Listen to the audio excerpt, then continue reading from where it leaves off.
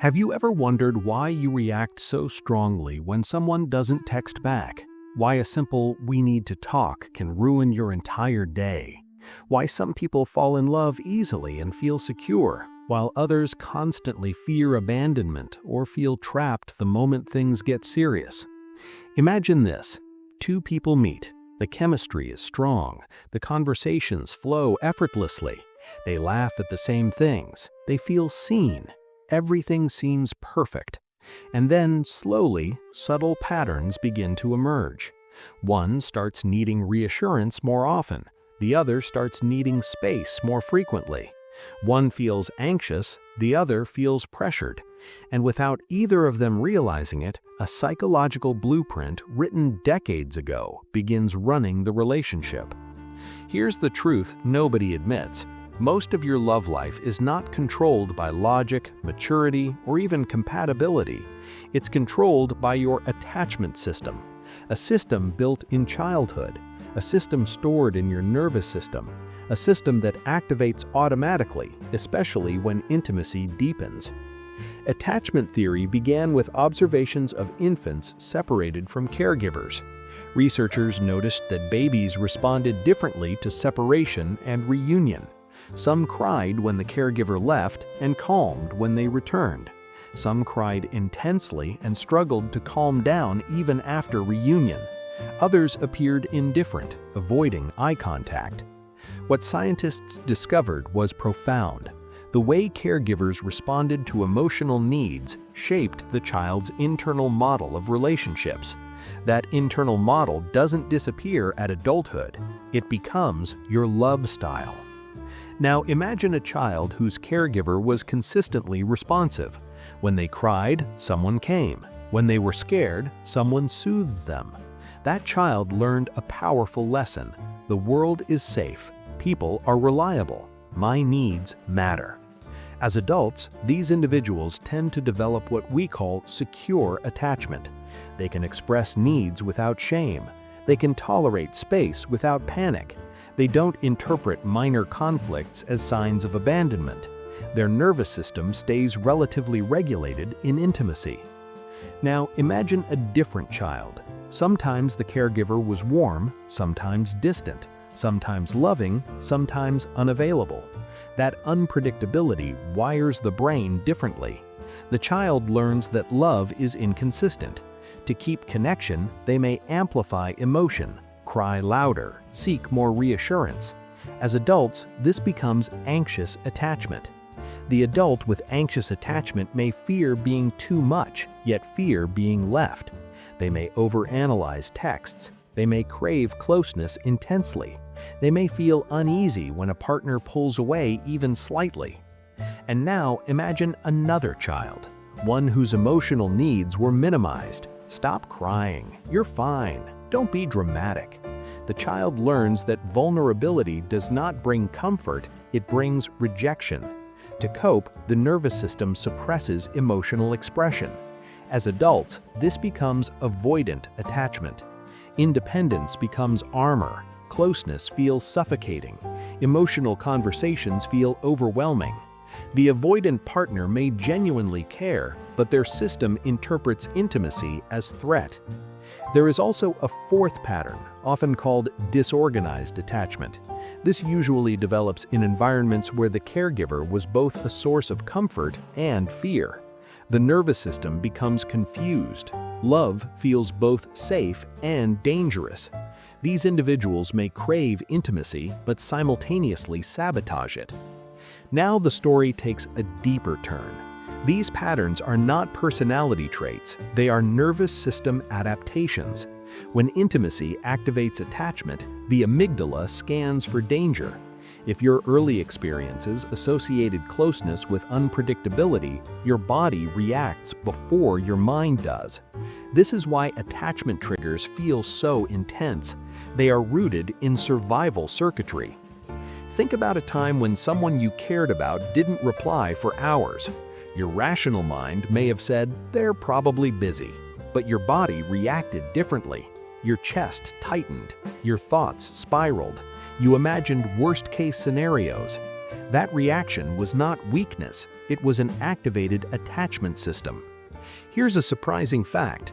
Brain imaging studies show that attachment-related distress activates the same neural networks as physical pain. Emotional disconnection is processed as threat. Your nervous system cannot easily distinguish between social rejection and physical harm. That's why breakups hurt so deeply. That's why distance feels intolerable for some people and relieving for others. Now, imagine an anxious partner and an avoidant partner together. This is one of the most common pairings. The anxious partner seeks reassurance. The avoidant partner seeks space. The more one pursues, the more the other withdraws. The more the avoidant withdraws, the anxious escalates. This is called the anxious-avoidant trap. It can feel intensely passionate because unpredictability increases dopamine spikes. Intermittent reinforcement makes the connection addictive.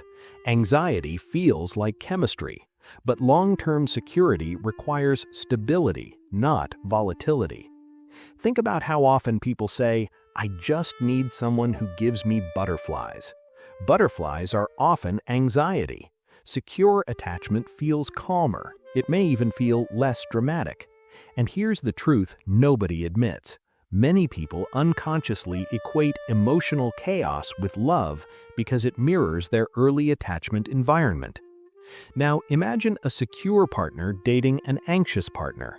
The secure partner reassures consistently. The anxious partner gradually calms. Neuroplasticity allows attachment patterns to shift over time. Your brain can rewire through repeated experiences of safety. Secure attachment can be learned in adulthood. But here's the challenge. Modern dating culture amplifies insecure attachment. Swipe apps create constant perceived alternatives.